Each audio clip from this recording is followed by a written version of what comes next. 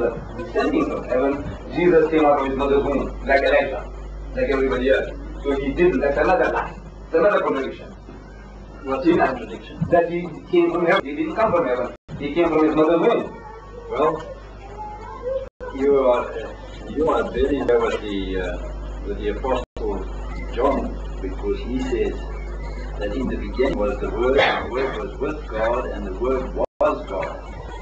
And in the beginning he was God. Yes. Now, as you come down to verse 14, he says the Word became flesh. Now, here's the idea of God becoming flesh. Now the Word becoming flesh. Word is the idea. But the Word was God. Now wait a minute. Now, you said you don't accept that verse. John 1:1. What did you say? I said more. John 1:1. I said more. What did you say about John 1:1? No, first John. First, no, John 1:1. No, you said that. Right. Now, John 1, you know Greek? Yes. You know Greek? Right. That's very good. Because I met a Jehovah's Witness this morning. He said he knew Greek. And I put him with the test. The guy was found to be a liar. Now, you know Greek. Now, I would like you to help me. Help me. The words are John 1:1. In the beginning was the Word, and the Word was with God. I want to know what is the Greek word there for God? Theos. Hotheos. It's Theos. It's Hotheos. Well, the ho is the article. It doesn't matter. The Greek is God. Hotheos. It is there, Hotheos, and the God. Now, according to the Western system of translation, wherever there is a proper noun, you put a capital. When it is a common noun, you put a small letter. That is your system of transcribing. Am I correct? So, as such, now in your Bible there, that word God is spelled with a capital G, which is befitting Hotheos. And it continues, and the word was God. What is the Greek word there for God? I don't know. I don't have my Greek Testament. Shall I tell you? Have you got a Greek Testament? I can tell you offhand. The word that is Tonotheos. The first one is Hotheos, which means God. And the second one is Tonotheos. Tonotheos means a God. No. That is your translation.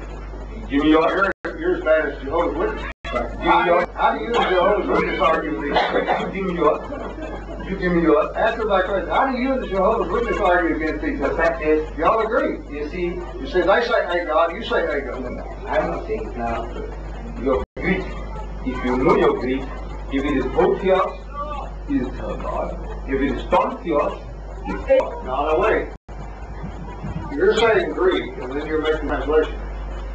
You make it. No, you said that in our Western translation. Yes. Oh, No, we use the Western system. Well, System of translation. Yeah. We do this.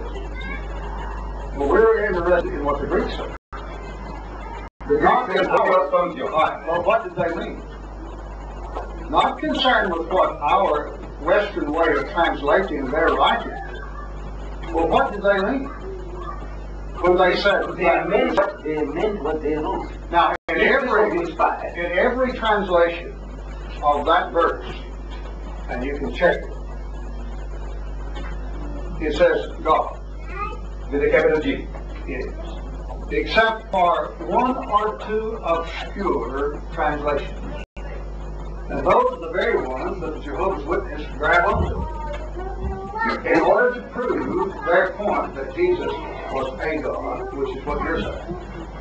No. You say so. I'm not accepting that. When we take scholars, as you were quoting a while ago from the RSV, Yes. and we can line up scholars of people who have translated Bibles, or have translated that verse, and then we line up on this side scholars who have said a God, and the list over here is astronomical, and the list over here is so small. All right. Now, if I were going to look at evidence, and I'm not a linguist, I've had several years of Greek, but I'm not a linguist. I would want to see where is the evidence of such. And the evidence of such lies on the idea of God.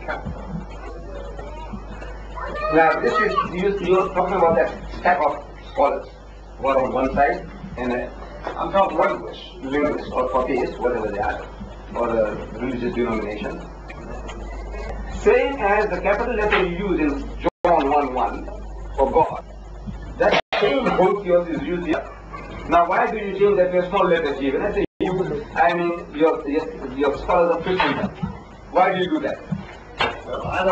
Unless they are out to deceive the people. Because now, if it is whole theos, you must be consistent in your translation. If it is whole theos meaning God, you give a capital G. Then the same whole theos for death and devil, he must also have a capital G. Why should you give him a small g now? According to the system of the Western, your system is proper noun, capital letter. Proper noun, small letter. Why aren't you consistent in your translation? Unless you're trying out to deceive people.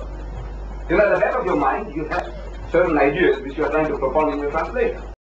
And this is what exactly what Miss Ellen G. White said. In her country, she is not a Muslim, she is not a, I don't know, Jewish. No, but not. What motive is she got? She's telling that the people, according to the prescribed church views, they have been interfering with the Bible. Right, but what she says is exactly what Muhammad said. I have a new revelation.